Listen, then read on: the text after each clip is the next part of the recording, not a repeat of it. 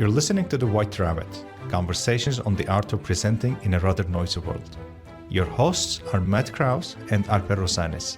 Matt helps leaders of international companies speak, write, and present with confidence. Alper is a communications trainer and a startup investor with a diverse portfolio of companies in Barcelona. If you like this podcast, please share it with friends and colleagues. Now, on to Matt and Alper for today's conversation. Alper, how many episodes of this podcast have we done? I think we've done 73. Is that about right? Or 72? Today is 73. This is the 73rd one, yeah. Yeah. So we kind of did what a lot of people are doing these days. And for topic ideas for today, we hit ChatGPT. Mm-hmm. And why don't you read me? I wonder if there was an episode. Do you remember if we had an episode where we tried to put ChatGPT into the ground, or at least that was my sensation previously? Oh yeah, we've done some very. We're not big fans of AI, and so we've done some. Yeah, we've done some episodes. I remember the episode where you had some claims against the AI, and I had asked you to substantiate them, and you had said no. Yeah. and we had left it at that. That I remember. Yeah, so yeah, we've definitely had a couple episodes where we were trapped on ChatGPT. So today we came back hat in hand to ChatGPT, mm-hmm. and we asked ChatGPT for some topic suggestions. What did ChatGPT suggest? Actually, we didn't ask for topic suggestions. We had a topic in mind. We just asked ChatGPT to give us some questions to dig into that topic. And the topic you and I had in mind was: are presentations still even relevant or not? I think that's what we typed into ChatGPT, right? Yeah. And I asked, okay, what are some of the questions we could ask ourselves and talk about? And then, of course, it started with this, the cookie cutter introduction, which says, well, it's in today's rapidly evolving corporate and technological landscape. Yeah. It's a stimulating topic for discussion. I wonder if there was any topic that it will say, hey, this is not an important topic, just forget about that. So, yeah. It gave us some pretty good questions. There were we can dig. Yeah, there were some questions that were really good. One of them was on efficacy. One of them was on the evolution of presentations over time. Where would you like to start? Yes. Well, the efficacy is actually a pretty good one. And I mean, to be fair, I'm going to quote ChatGPT where it said, can the efficacy of a presentation be quantified? And if so, how? I think that's a great question. Thank you, ChatGPT. Yeah, thank you, ChatGPT.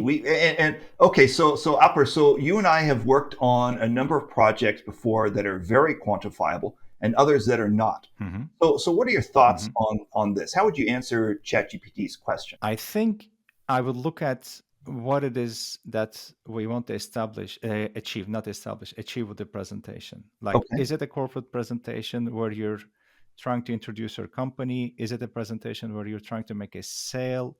Is it an internal presentation where you're trying to bring members up to speed with some current development? Or is it just a presentation, let's say in a social setting where you just happen to use slides to accompany your message? I think in this case, it will be important to determine the desired outcome of the presentation and then see if our interaction is helping us to go in that direction or not.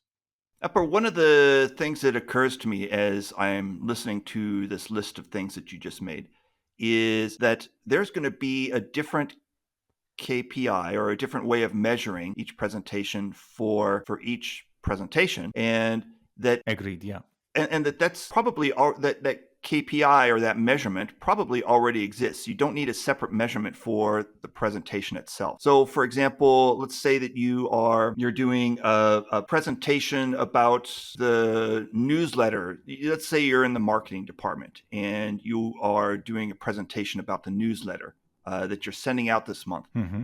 And the KPI for that newsletter is the conversion rate for that newsletter. That KPI is already going to exist. Mm-hmm. Let's say that you are presenting to the board and you want to get $60 million for a project, but they only give you $30 million for the project. So the KPI of before you ever gave the presentation, before you appeared before the board, You could have set the KPI as get some approval from the board, or you could have set the KPI at the full dollar amount. Either way, you're going to get a very different result or a very different measurement. But still, the KPI is being set before the presentation is ever being given, which kind of means that the presentation itself doesn't really have a KPI. It's the point of the presentation or the project that you're working on that has a KPI. What do you think about that? That's a very good point indeed. Uh-huh. And I would also like to question, okay, the presentation, maybe intrinsically it doesn't have a KPI, or maybe it does in the sense that what is it that you want to accomplish? Okay, the $60 million budget versus the 30 million that you're given beforehand, yes, Uh-huh. it's the desired outcome that you want Okay. to achieve. Okay. You want to get the budget, you want to get it approved. But in that case, I don't think that's going to happen right at the end of the presentation, Okay. especially with numbers like that, or especially with budget doubling situation like that. I Okay. don't think it's going to happen right at the end of the meeting. It's not impossible, but highly unlikely. Okay. But still, in that case, I think there could be a very clear KPI of the presentation, which is getting the people in front of you to say, we will think about this. Uh-huh. We will go back and consider whether we are going to increase the budget or not. If you can get those people to say that instead of a solid no, like, okay, no, we're not going to do that. I think if you can get those people in that direction, I believe you have achieved your number one KPI, which is having the people in front of you see things from your perspective and create even a small desire to move in that direction that you want to go.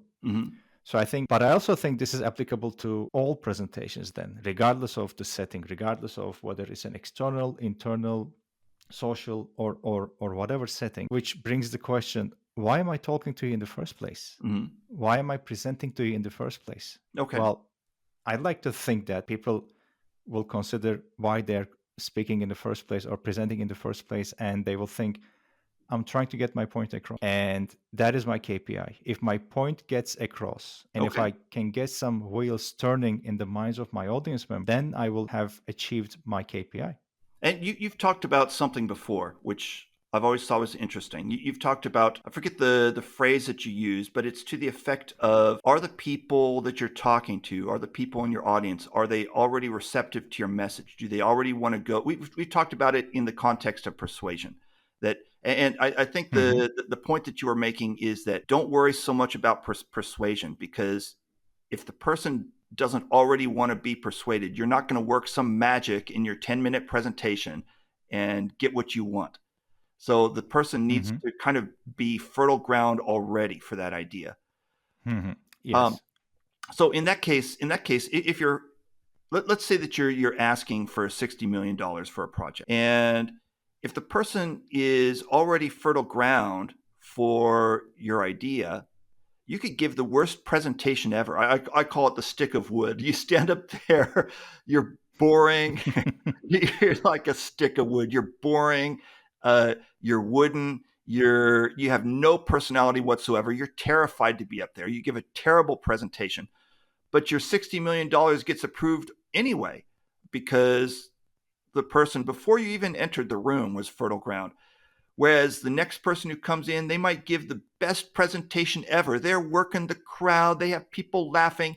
But at the end, the board or the audience or whoever you're talking to doesn't give them anything. They're immensely entertained, but they don't give them anything.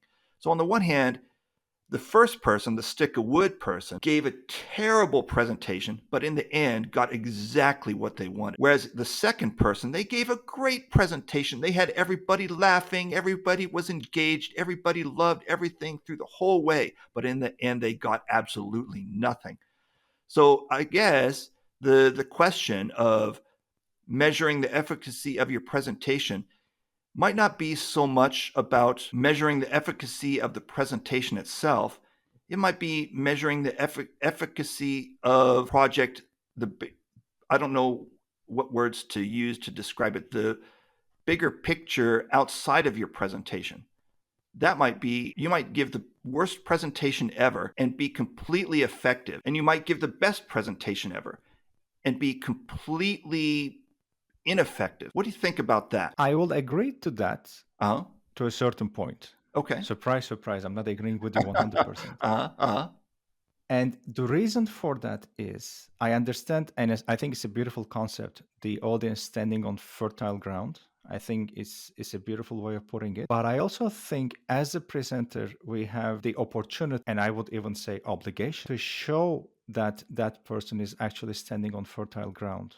Okay. Ooh. So wait. Back up a second. To show that that person is standing on fertile ground. Unpack that phrase a little bit for me. What do you mean there? They may not even be aware of them standing on fertile ground. I mean, okay.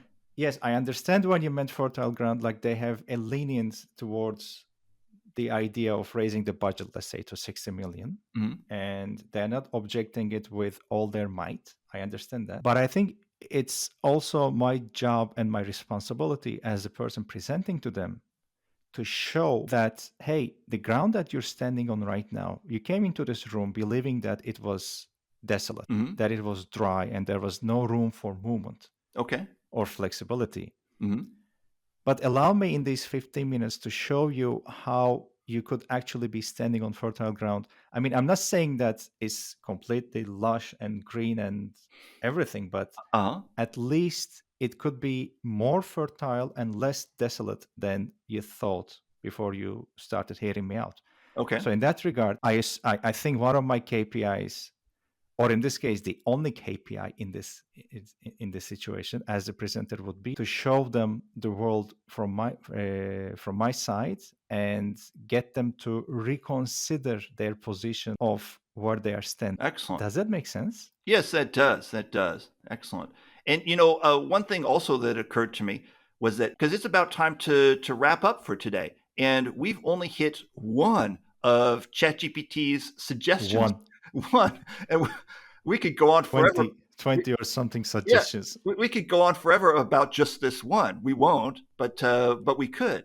And so, as much as we rag on ChatGPT, and as much as in previous episodes, we have totally put down AI in all forms. Actually, it's providing now it's coming back for revenge. Yeah, now it's coming back for revenge. It's like giving us 20 topics, and we've done a whole episode just on one of them. Just on one, yeah. Yeah. So, and before we close, I mean, we have to give credit where credit is due. I mean, how's that? This last question, which I'm going to say now, I think we can do an episode on that too.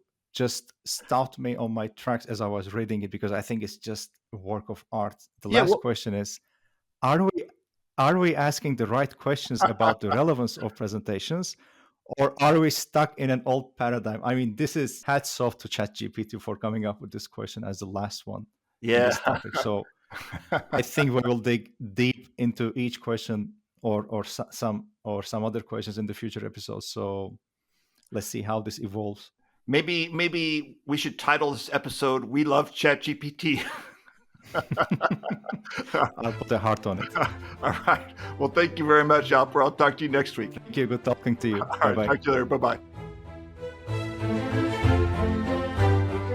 Thank you for listening to The White Rabbit with Matt Krause and Alper Rozanes. You can subscribe to the podcast on Spotify, iTunes, or through your favorite feed.